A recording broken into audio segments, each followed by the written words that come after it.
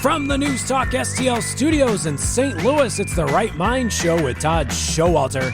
On tonight's episode, getting rid of DEI with Blaine Little, keeping manufacturing in America with Rand Taylor, and the Right Mind Studio Band, Mitch Murphy and the Murphy Tones. Now putting the fun in your dysfunctional world, here's your host, Todd Showalter. Do I look rich? I mean, do I look like a wealthy man, my friend? I mean, do I come in here today and do I radiate wealth? If I were a rich man, la-da-dee-da-da-da-da. I hate the fiddler. You're the fiddler of the jury pool or something, right? You know why I'm a rich guy, don't you? Tell you know me. why I'm wealthy now? Because if you're a juror, I didn't understand this, or realize this, I should say. In St. Louis County, you walk out of there $10 richer. Per day or? $10 a day. Oh, my. $10 a day. Betsy's. I tell you what. Here's the thing, okay?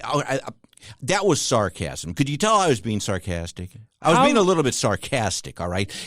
I don't get why anyone would do jury duty besides you get a warrant out for your arrest. You have to. And here's the thing. It's just like do you remember, like I was in detention a lot in school. You're basically back in detention. I mean, they have like a monitor there and everything. I felt like I was back in every grade that I was in school. Can I use the bathroom, sir? Yeah, that's exactly what it is. Do you have the big wooden key I carry so I can have a hall pass? I didn't have a big wooden anything because I was upset that $10. Here's the thing. And let me give you a little bit of a nugget here about what I was involved in, okay? I don't know if I can go into the details, but I will anyway. It was some kind of civil thing, and the plaintiff, that is the one that's, going after somebody. The complainer. Yeah, the Karen, Karen of the whole show, okay? This person was talking about wanting to get millions of dollars for his client, okay, because there was a car accident and things like that. And he went on and on and on about these millions of dollars we got to be ready to award, all right? All I kept thinking about was, wait a minute. I'm making $10 here. $10 here. How can I be an objective juror when we're trying to award millions of dollars to somebody I don't even know, and I'm just still fetting and upset about fetting. Is that a word? I don't know, but I just used it. Over my $10. How could I possibly be a fair juror? When I was doing my mock trial, it was for Square, the little credit card reader that plugs into your phone. Yeah. And in the mock trial, they were saying, should this billion-dollar company have to give up a few millions to the guy who invented their Square reader? Yeah. The guy who invented the actual process of swiping the credit card and the device that gets plugged in. I know. Apparently, he didn't get as much as he thought he should. And then they bring up Jack Dorsey, the St. Louis Twitter co-founder. Right. And he's got hippie shoes on and hippie hair, and he looks like a hate homeless guy, but I know he's a billionaire. And immediately I said, millions. Just give millions to the other guy. Take it from Jack Dorsey. I really don't care. I thought you wanted the death penalty, didn't you? Death would have worked also, but I guess that wasn't on the table. Well, see, that was going to be my thing, okay? And I didn't get a chance to explain that because I was not one of the final ones chosen, okay? I tried to do everything I could to get out of it, but I didn't get to say anything until the end. But if I had been on the actual, the panel, the final 12, whatever they call them, the finalist. The Dirty Dozen? I would have said, I don't want to talk about this $1 million thing. We're going for the death penalty here. That's what I was going to do, but I didn't get picked. Yeah. Because I basically said, because how many times have I been hit by cars? Okay, I've been hit by cars when I run. I've been hit by cars when I'm like in my car. It's been just stuff we laugh at on this show. It could have been making us money. Sometimes I just like taking a nap in the middle of Highway 270. I've been hit then. Okay, but have I ever sued anyone? No, I never did. And I think the fact that I said that, they didn't like that, and so I was gone. I did make a friend though. I got to give a shout out to Rick. Rick is he was the bailiff there, okay, and he is a big fan of News Talk, okay. And, wow. Yeah, so he wanted me to, he didn't want me to say anything, but I did anyway.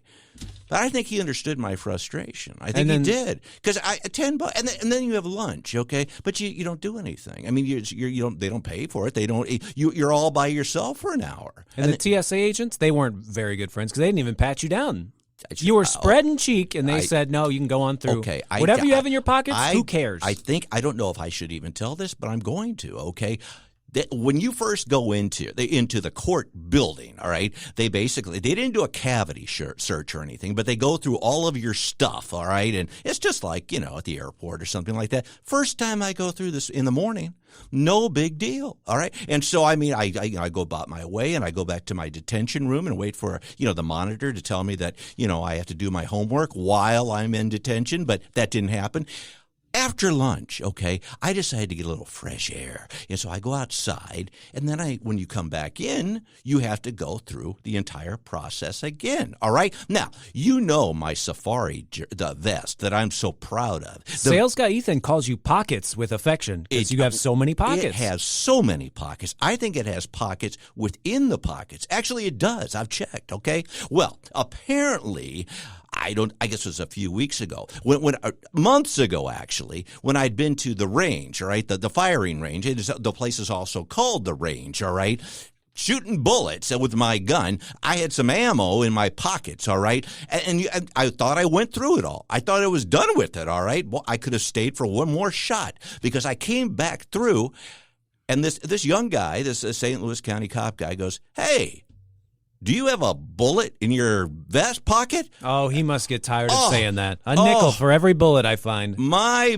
butt puckered up like I tell you. I thought, oh my God, they're going to throw me in the clink. I'm going to be in a holding. So because at the airport they take that real seriously, I think, and they really make a big deal. So here they're going to. So now get this, and I have 50 billion pockets in my magic vest.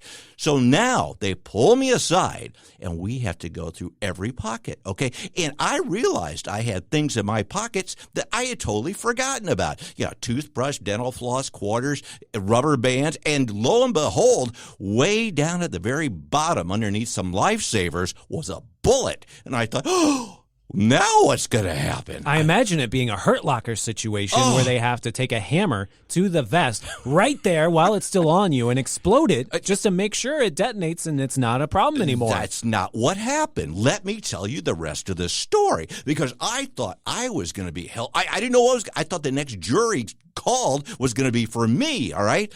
They said, well, hey, you're just going to have to go outside and throw this away. And I go, what? And this other lady came over, another St. Louis County cop, I guess, said, yep, you got to go outside and throw that away. Throw it on the pile out there. I thought, just go outside and throw my bullet away? Yep, just go throw it away. So I felt like going outside and going, well, I don't need this evidence anymore. But I didn't do it. Put it in someone's hand. Here, take this. Rub off the fingerprints. I got to go. Run. But that's what I did. The trash man, when he hits the lever on that, and it just crushes that bullet, he's going to get a little wake-up call. I went outside, and I threw my bullet away in the trash can, and I came back inside. I had to take all of my clothes off again and go through the entire thing, and then I had to go back to detention. They should have just kept your clothes in the deliberation chambers while you got the air. Went outside. Makes it easier. So the moral of the story is... What's the moral of the story? If you're going to bring a bullet, to just be ready to throw it away. Oh, of course. I didn't get to keep it. Yeah. Well, wow. I'm glad that you didn't get arrested and you lost a lot of money during this. Yeah, I lost $10. And here's the other part. You're self-employed, too. That makes it even worse. You can't just it. request off and they have to pay you anyway. Well, no, and that's the thing. I mean, then they say, well, don't worry, it gets better. Because, we understand it costs you some money to drive down here. So we're also going to reimburse you. Are you sitting down? Yes, you are. We're going to reimburse you 7 cents per mile. 7 cents a mile. I mean, what is this? Like I could have come here. I could have come there from like Denver, and it still would have been what, $10? I mean, my gosh, it was such. I was just really let down. This trial could have been an email. My goodness, can we get on a Zoom and I can say death? Oh. Well, anyway, I got to meet Rick. Rick's a great guy, and he's listening to the show and he listens to News Talk. But that was the only fun part that I had. Yeah. Well, I'm glad you never have to do that again, right? It's like chickenpox. Once you're on jury once, they never couldn't call you again legally. No, my wife has been called like a couple of times. Oh, yeah, but she's good at that kind of thing. She can. My wife, she can look in somebody and like me especially, and just say, "Oh, he's guilty," and I'm usually the guilty one. So she's good at that. But I don't want to talk about this court stuff anymore. It's Easter weekend, all right. We've got Saturday and Sunday. It's 420 weekend. Oh, that's right. Burn that bush, Jesus lovers. Smoke 'em if you got 'em. I never knew what that meant. So it's 420, okay? What is that all about? It's something about weed, right? Because I'm not a big weed guy. Something about the ganj. I don't know what it is. I think it's a police code, if anything. Like 187 is murder. I don't know what 420 stands for. Why is it 420? I don't know, but other people kind of who are bad news. Let me warn you, bad news. This Hitler guy, I think his birthday was that day. Get out of here. And I think Columbine may have happened on that day. Get as well. out of here. People are giving marijuana a bad name. So they all get stoned on those So now horrible days? Jesus is coming back. He's coming back. 420 is now Easter. Wow, I didn't realize that. Well, speaking of weed, you want to hear another little crazy story? Yeah. Okay, I mean, I'm not trying to bore you with my stories. I feel like I'm hogging the conversation. Let me just tell this one, and then I'll move on. But you know how I go on my morning runs every morning. Not runs like diarrhea, but runs like I'm running, like, on the ground and stuff. Okay, and I told you I've been hit before by cars.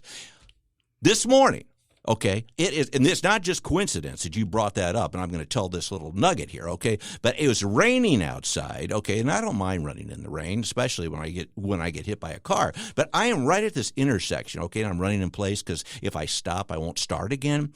And somebody, I guess, had their windows down, and there's just like a big cloud of pot smoke coming out of this guy's car. Now, can you go to work totally stoned?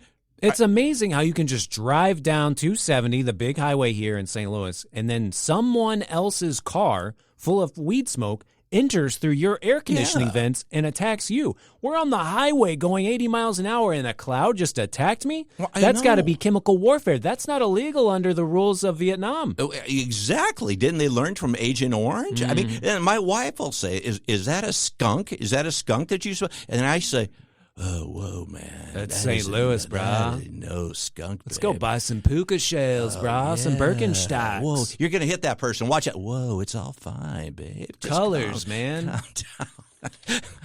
This guy, so he shows up at work and he's got it because I'm sitting here, I'm getting baked in his giant cloud of dope smoke, just trying to run in place and stay healthy. And now I'm like, no, wow, I feel like the munchies now, man. If secondhand smoke is so prevalent in St. Louis, I'd highly recommend, coming around your part of town, Baldwin. The Baldwin secondhand smoke, way better than the North City. That ganja stinkweed or whatever they call it. No, the Baldwin is where it's at. Well, they call it the Baldwin bong. The You're bong blitz. Your Baldwin bong hits. That's what I say. Hey, did Kara Spencer? Now she got indoctrinated. I got that right. It's not indoctrinated. What is it? What is she insurrected? She got sworn in. What is inaugurated. It called, though? Is it indoctrinated? She's inaugurated as the 48th mayor of the city of St. Louis. It happened at noon on Wednesday. Were you there? I was there. I was watching the live stream because I wanted to grab some clips to play on the show. Oh, yeah. Yeah, she was doing that thing where the judge is like, repeat after me. Oh, it was so annoying. It was like a little 3-year-old. Like, stop saying what I'm saying. Was this, I do solemnly swear. I do solemnly swear. Ugh. Oh, so it was like back and forth Back like and that. forth, yeah. Was Tishwana there? Tishwana was not there, but she's making Donald Trump type hats. She's like 47 and 49, coming back with aggression in 2028 or whatever. Is she really? I don't know if it's allowed, but she's going to be 47 and 49. Well, has Kara Spencer has she cleaned up the bullets or anything yet? Because I had one in St. Louis County.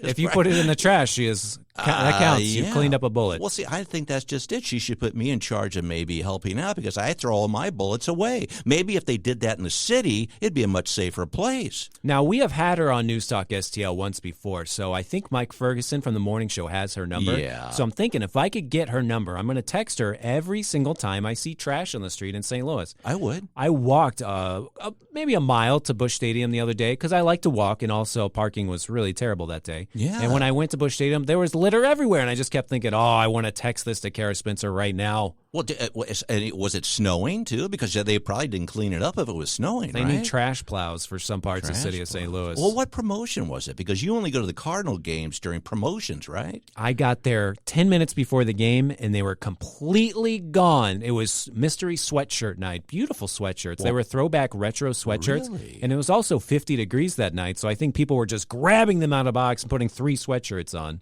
and running away saying, you can't catch me. That's the mystery. Do we have one or not? I did not get a sweatshirt. I was given $80 in Cardinals cash, and I did a little scavenger hunt. I went to 6 different food stands, and I scarfed it all up. It was delicious. Well, aren't hot dogs about $90 though? Gee, I mean, that didn't get you very far. No, like I said before, the Cardinals are so bad. Hot dogs are $5 and beers are $5, but you have to go on the roof. and they literally don't have stairs that go up there. They just have a rope that they throw down. So Sure. it's like $5 if you can climb up here and get them. Oh, I and got people you. were falling to their deaths, like, because that's the 5th story, basically. Do you think Yeah. they fail? Oh, okay. I know a lawyer. It's exciting on the field now. Just blood everywhere. Wow, how exciting is that? Better than when they have the mascot race, when they have the hot dog, race the cow, race the wheel of cheese. Do they still have that Fredbird thing and all that? Yeah. What is that all about? That's not like even. I mean, here's the thing. Can you imagine being the Fredbird? I mean, because it's obvious. Is it? You think it's a girl or a guy? I think it's a girl. Yeah, a guile. I really, don't know really? because they put people's heads in their mouths. Is it better if there's a girl in there?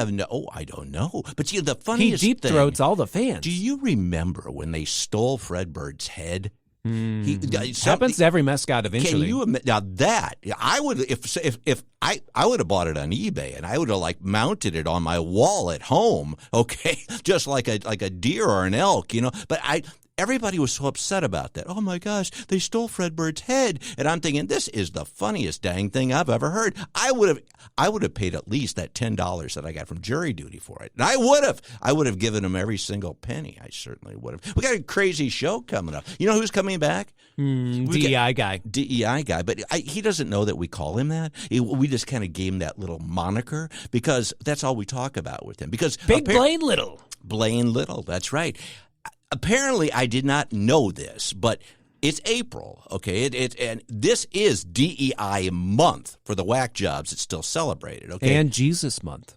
It's Easter I don't think Jesus those DEI month. Coincidence? They got the black Jesus and they have the white Jesus next to each other on the church now. Do they really? Mm-hmm. What? And Lady Jesus. They have Lady Jesus too? All of them. What do they have? They have the person that identifies as Jesus is really Jewish? Well, he actually was Jewish. See, now I'm awful amongst him.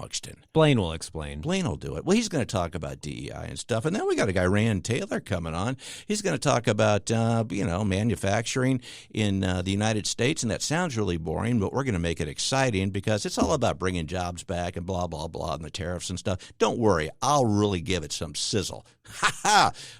Update, the very first person to portray Fredbird in 1979 was Vicki Brown, a verified lady. Really? I knew a Vicki Brown. Well, there you go. She was probably the Fredbird. Because that was back before I was married, and I asked Vicki out for a date. She says, I can't. I have to be Fredbird. I have to be inside some guy. That's what she said. On that note, we're going to go to break. Okay, when we come back, be inside some guy. Wow. Joe, you just took this down the turlet. Got to tell you what.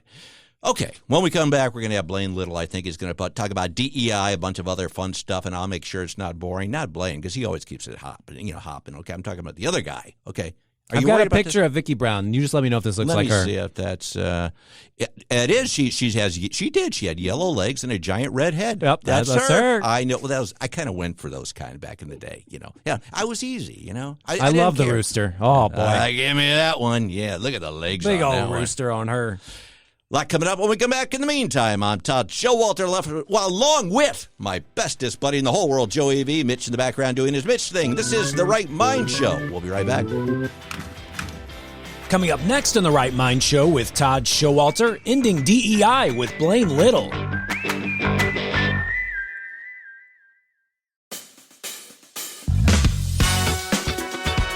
Welcome back to The Right Mind Show with Todd Showalter on News Talk STL. And now a man who is so silly, his family refers to him as the Easter ham, Todd Showalter. And we're back. I'm Todd Showalter along with my bestest buddy, Joe A.V. And on the line now is Mr. DEI himself. Not that he's really Mr. DEI. He just knows a lot about it and stuff. And we decided, Joey, as I said, it's DEI month in April. And I said, who better to celebrate it with than our buddy, Blaine Little. Hey, how are you, Blaine? What's been going on and what's new in the Blaine world?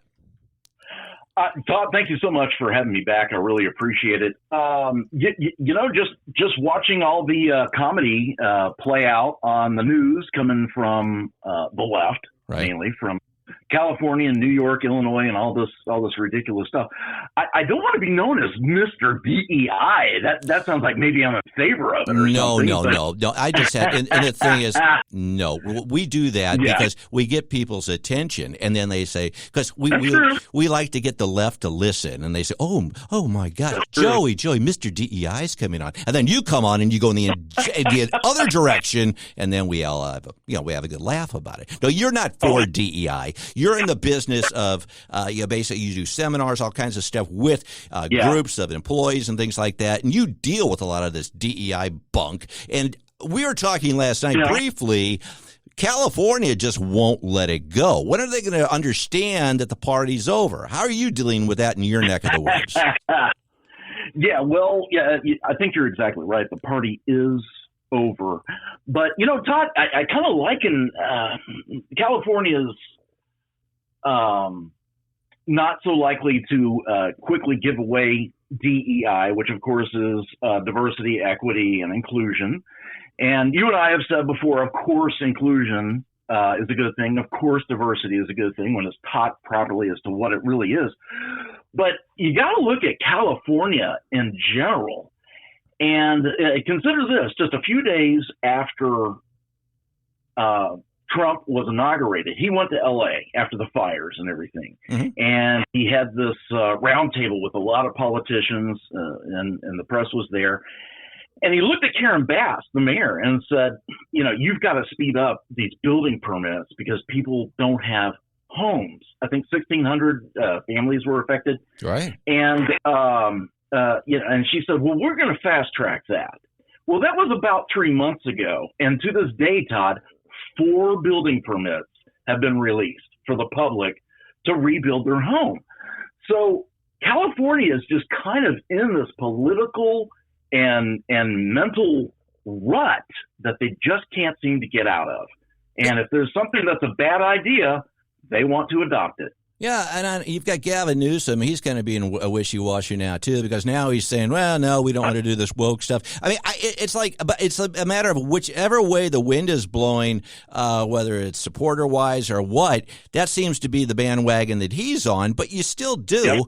Yep. We had a buddy of mine, Professor Jim, on from California last week, and he says the college that he's at just won't let it go, even though that there are federal, Trump said you can't do this anymore, along with everybody else, and they say no, we're just gonna keep it going. And you had a good phrase. I mean, again, I'm with you. I mean, I think there should be inclusion, but you have to be qualified. There has to be merit involved. And what did you call it? You had your own terminology. What was that again? Well, what I do is I teach a replacement of that. It's 4 different principles, 2 of them that affect the group and 2 of them that affect the individual, which is what my book is about, the individual team, how fairness wrecked the workplace. Mm-hmm. But it's IDEA, which is inclusion, diversity. And instead of equity, let's talk about excellence. Let's bring each individual to their very best. And then there's what I call autonomy, which isn't you just let people run free, but stop micromanaging them, allow them to be their best. So it's IDEA that I teach. But, even if I implemented that to someone in California, they probably would not accept it because, Todd, they're ideologues. Yeah. These are people who cling on to a thought, a notion, and no matter how much truth you bring to them, they refuse to give up their philosophy. And it's almost cultish. It's almost cult-like, and I hate to say that. No, it is. It's true. No, yeah, you're exactly right, too. And the thing is, it'd be one thing if you would embrace something halfway cerebral and had logic and common sense attached to it, but a lot of these things are so backwards. I mean, again, I'm not trying to bash on some of the things that have already happened, but you had, even with the fires out in California, you had, basically the fire chiefs were female DEI hires that really weren't qualified to do the job, from what I understand. You had the airliner that came, landed upside down because the pilots were like DEI hires. I mean, what has to happen? I mean, here's what I don't understand, okay, Blaine? Why, if this is such a big deal and they think that certain people are getting more of a preference, why not just do like, blind applications? Not blind people. I think they're already letting them fly the airplanes, rather. But why not just go? Why does anybody? Why, if you're going to base it on merit as it should be, why not just have applications where you don't know what color the person is, you don't know what gender the person is, and you just go back? What would be wrong with that? Yeah. That's a great point, Todd. And you're exactly right. And that used to be the standard. When we started looking at some of these different ratios, are you hiring enough Hispanics and white people and black people and Asians? You were not supposed to know who the person was in terms of their background. And that was a common human resource practice. But a lot of good, decent practices have been abandoned because of DEI, because of exactly what they say it's supposed to help protect. Mm-hmm. So in other words, you should, if you want diversity, you need diversity of thought. You need different ideas, and that's who you put on a team, because that's how ideas come together. We spark one another, and that creates the creativity. Mm-hmm. But they're wanting to check boxes, and that's not really diversity at all. You can't just look at a group and say, well, I've got 3 white people and 2 black people and a Hispanic. We're good. That's just not reality, and it should be more merit-based. Yeah, and again, it's just so illogical. I mean, again, when it comes down to certain things, say you got a doctor, okay, and you have, if I've got a heart condition, I got to have a heart surgery or something like that. I don't care if the guy's white, black, purple, whatever he is. I want the best doctor that can work on my heart. Why is that so hard for some of these numbskulls to understand? I'm not trying to, name call, but sometimes it's hard not to. I mean, it just doesn't make any sense to me how people... Yeah.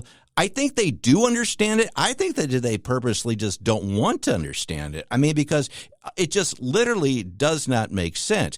And even when, you get, I take it even into the whole thing now, looking at, guys wanting to be on girls' sports teams. Okay.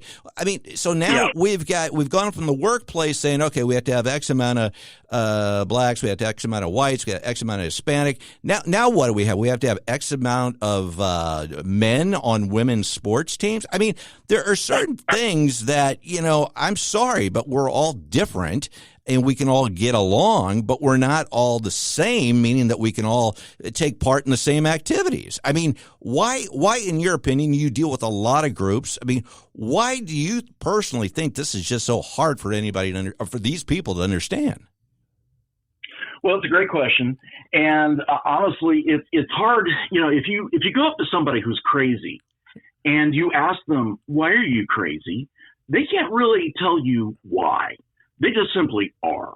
And that's in terms of like California, that's just the way they are. I mean, Rome is burning, LA is burning. Mm-hmm. Rome is burning because hundreds of major corporations have left, mainly due to taxation out of California, but they've gone to Texas and Nevada and other places. And still, the politicians there, Newsom, fail to react, to do anything to that. And I honestly think that they hate whatever is the opposite of their philosophy. So in other words, conservatism. Mm-hmm. Sure. They hate conservatism so much that they're willing to just not take care of their constituents, which makes no sense whatsoever.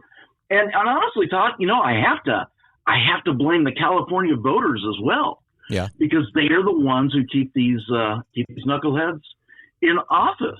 Yeah. And I'm sometimes convinced that maybe people in California think the other 49 states are just filled with racists and misogynists and people who are unkind and uncaring. I think they're trying to stand up on a moral high ground that does not actually exist. We only got a couple of minutes left. Tell us a little bit about your business again and how you deal with this stuff. Yeah, well, the model that I teach was IDEA, a replacement for DEI. And people can find out more about me by just going to my website, momentumseminars.com. I've written some books there. I've got another book in the works. They're mainly business books, but this whole DEI concept is something that is a real sticking point for allowing organizations to grow, because it creates division. And so I teach team building, and divisiveness is not a good aspect of building a team. Right. Well, it certainly ought to be challenging, I got to say. I mean, especially when you're, I don't know how you balance sanity with insanity, but I don't know. I'm glad you're doing it instead of me. Where can people get your books? You mentioned one when you said an alternative to DEI. What was the title of that? Mm-hmm. Where can people get that? Well, and it's called The Individual Team: How Fairness Wrecked the Workplace, and it's on Amazon. You can just Google it, or you can just go right to my website, momentumseminars.com/books, and you'll see all the books that I've written there. One on management, one on team building, and another one on volunteerism as well. Okay. So good stuff. Well, I tell you what, it's always fascinating because fascinating in the sense that we deal with all this absurdity, but it's always great to get your take on it. And again, you're the expert when it comes to dealing with it. So I tell you what, if I have anything that comes up DEI-wise later on today, you're going to be the first one I call, okay? Well, and to answer your question, when is this nonsense going to go away? Right. Honestly, Todd, I don't think anytime soon. Yeah, I don't either. And I don't know. It's, I don't know. It's exhausting, my friend. Exhausting. Anyway. All right. Well, we will have you back soon, and we'll catch up, and hopefully there will be a little bit more sanity in the world when we do. But thanks for joining me, my friend. Thank you so much, Todd. I always appreciate being on your show. I always enjoy it myself. Take care, bud. Bye-bye. Blaine Little, can you imagine doing that every day? Because he's really got to kind of like balance these people out. So you get like a bunch of, and I'm sorry, I'm not supposed to use name calling, but it's kind of hard.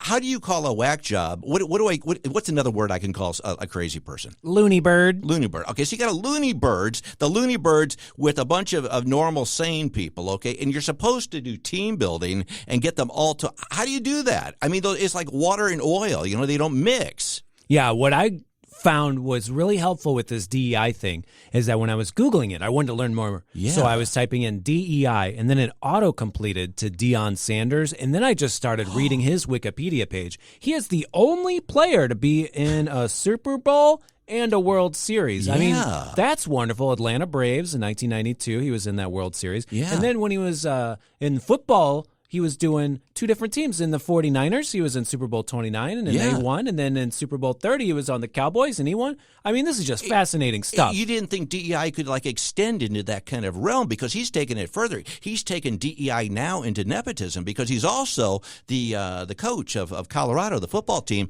His son is the starting quarterback. And everybody knows if you coach football, I know this myself personally, you make your son the quarterback, okay? Because you just do it. If you're coaching baseball, you make your son the pitcher. If you're coaching football, you make your son the quarterback. That is what Deion did. So not only is Deion, okay, the representation of DEI as you saw on Wikipedia, but he's also the representative of nepotism. I think we've all learned a little bit of something today, didn't we? Yeah, and he's actually named his kids Deion Jr., so DEI Jr. Oh, yeah. And then his daughter is Deondra, DEIONDRA. Right. It just keeps going. I mean, I'm connecting yarn on a push-pin corkboard over here, man. Well, it goes to the top. Pretty soon, though, he's going to have a grill, though, because remember George Foreman, the George Foreman grill? Mm-hmm. George Foreman, before he became D-E-A-D, dead, he had the George Foreman grill, and he had children all with his name. He had daughters named George.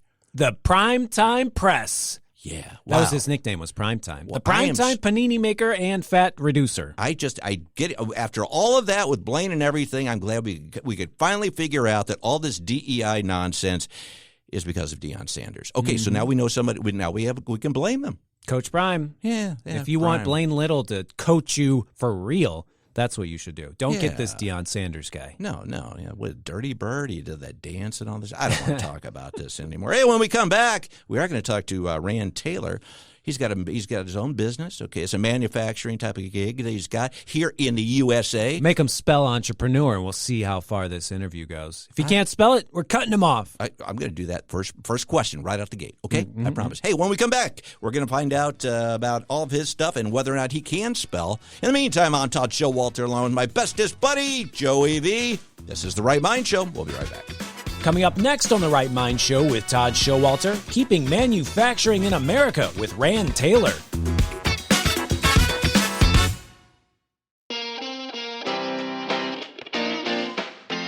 Welcome back to the Right Mind Show with Todd Showalter on News Talk STL. And now a man who is so fearless, he once microwaved a marshmallow Pete for 7 minutes. Todd Showalter. And we're back. I'm Todd Showalter, along with my bestest buddy, Joey V. And on the line now is Rand Taylor. He's the CEO of Fuel Ox.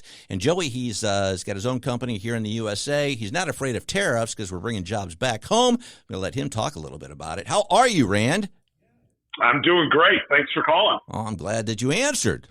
One of the things I wanted to talk to you about, again, we've got this tariff situation going on. Now, this isn't going to affect you, is it? Because you're a big supporter of bringing jobs back home and having companies and factories here in the USA, because that's what you're doing, and it's working out just fine. Do I have that right?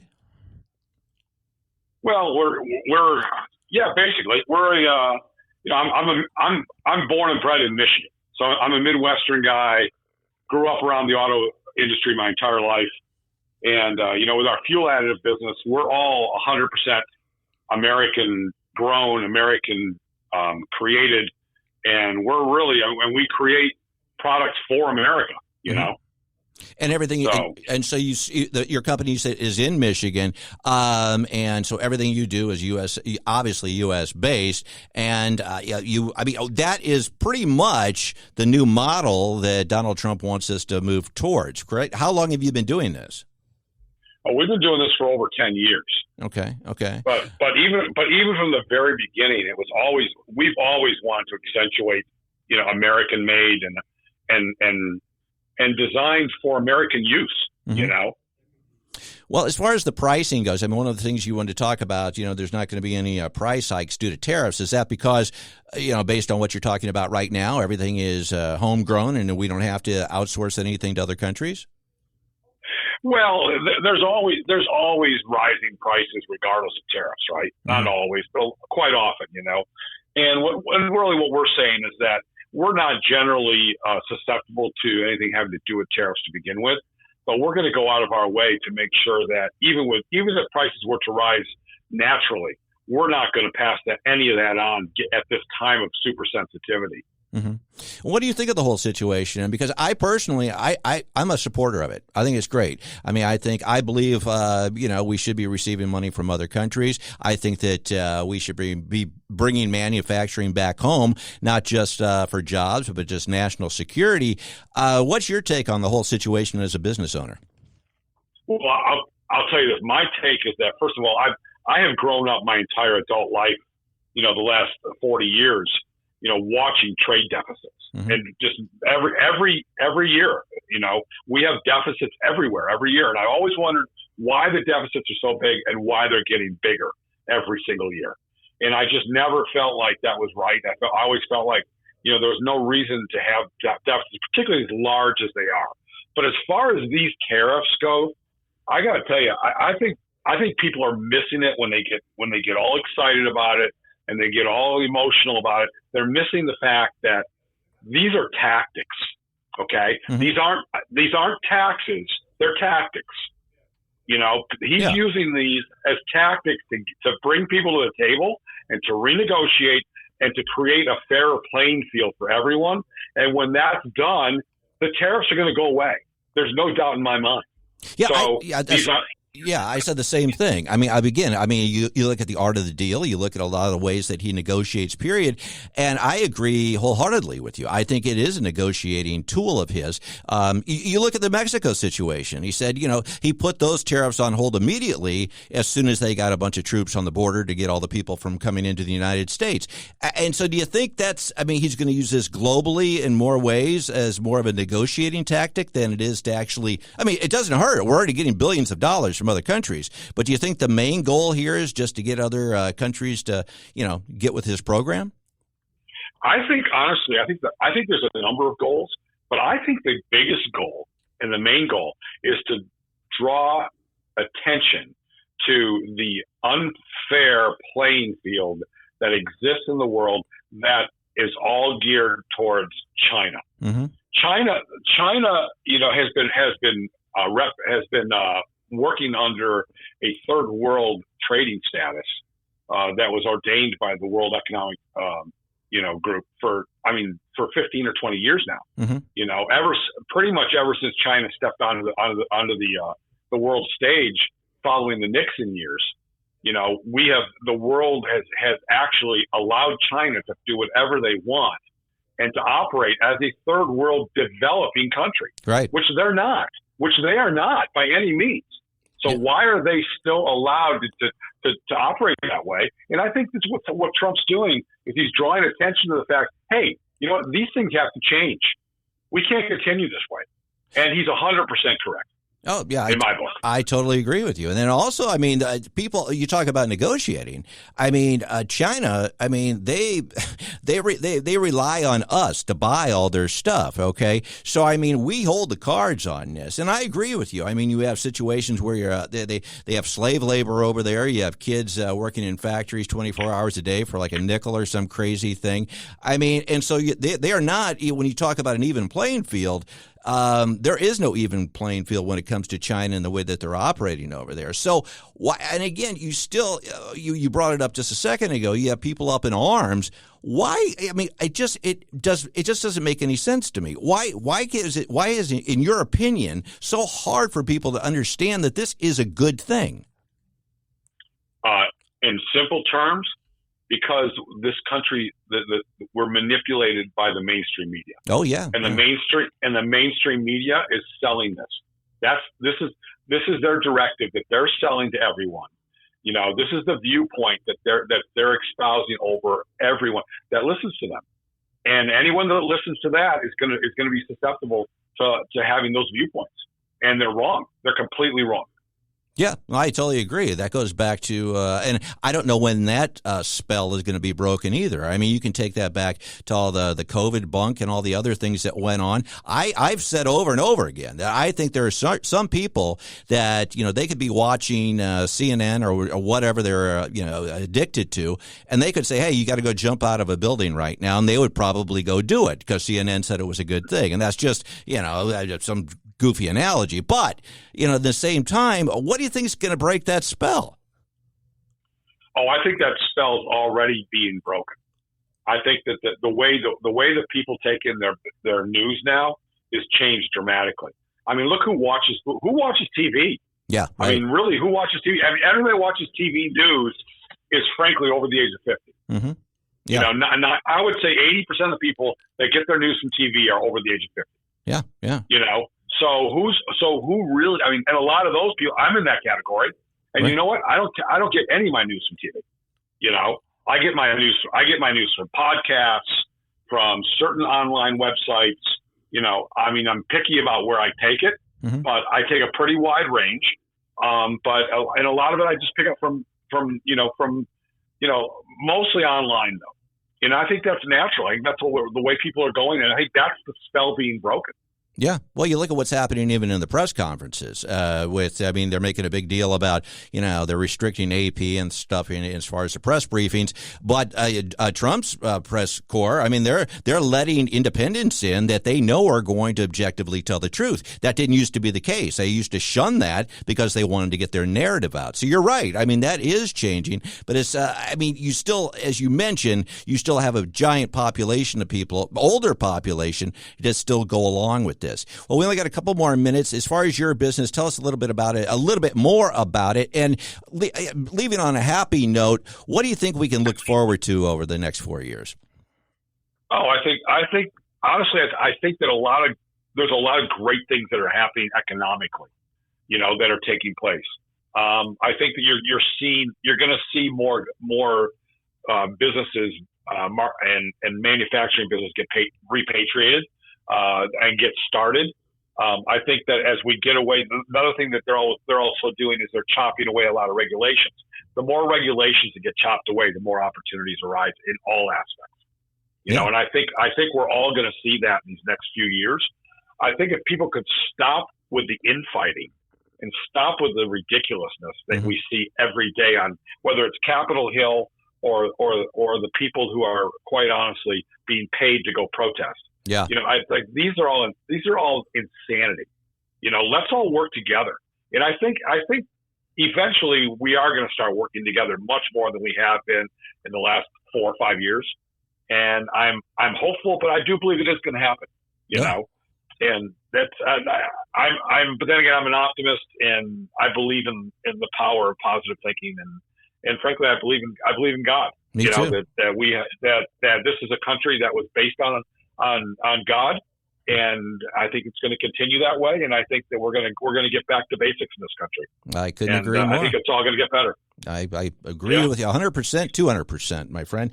Well, again, you are the CEO of Fuel Ox, and you've been around for a while. You're in Michigan. I wish you all the best of luck, and I hope you'll come back and join us again soon. Okay? Yeah, actually, I got to correct you a little bit. I'm from Michigan, but the company's actually in New Jersey. Oh, okay. All right. Well, I was moved close. Out there I moved out there a few years ago, and started a family there, and married a girl from New Jersey. So, got it. But I've been there for a long time. But we have a very unique, combustion catalyst fuel additive. You can find us on YouTube, and we have a YouTube channel under Fuel Ox. Our website is Fuel Ox, and if you Google us, you'll find all kinds of information. Sounds great, and you're U.S. based, and American values, and you've got my support. I appreciate it, my friend. Join us again soon, okay? Oh, thank you very much. I appreciate it as well. All right, take care, Rand. Bye-bye. All right, you too. Have a great day. Well, Rand Taylor, CEO of Fuel Ox, he's a guy that started his own business. A lot of people think it's just, we talked to Ron about this with the Small Business Monthly and the expo that I did go to, and I got our last guest from last week from it. But people just think it's really easy to start a business. Oh boy, I'm going to make $1 billion. It's going to be, overnight. It's just going to be easy. I don't have to go to work anymore. It's not that way at all, let me tell you. I can tell you that after 35 years doing it myself, actually 36. But I don't want to talk about me. Say tomorrow, my friend, you are going to start your own business. Joey, what would it be? Well, first of all, I want to say that it can be hard to get those funds together, the startup money. You beg friends for a little loan here and there, and then you end up in New Jersey and you get your legs broken. So that probably happened to our friend Rand. Oh, you think he owed some mafia people a little bit of scratch, and now he can't leave New Jersey. We are talking about the New Jersey He married thing. into the family so they wouldn't kill him. You know what I'm saying? Oh, I see it. Well, he didn't bring that up. But we'll have to bring that up the next time we have him on. Well, you had a good time today? I had a wonderful time. I had a good time, too. Well, I'm going to go to an Easter egg hunt, and I'm going to go surprise the children. And then the restraining order. I leave little chocolate eggs for them to find all around the yard. Me and Juice. Juice the dog is coming in. We're going to be leaving our chocolate eggs everywhere, and there's nothing anyone can do about it. Well, you know what I always say, don't you? If you don't have a right mind, you don't have a mind at all. Till next time or tomorrow, whenever you're listening to this, this is The Right Mind Show. I'm Todd Showalter, along with my bestest buddy in the whole world, Joey V. Mitch in the background doing a backflip. Oh, yeah! This is The Right Mind Show. Till next time, bye-bye. Happy 420. Thanks for tuning in to The Right Mind Show with Todd Showalter. To find out about all things Todd, go to toddsprod.com. We will see you next Saturday night at 5 p.m. and Sunday afternoon at 2 p.m. right here on 101.9 94.1 News Talk STL and always streaming online at newstalkstl.com.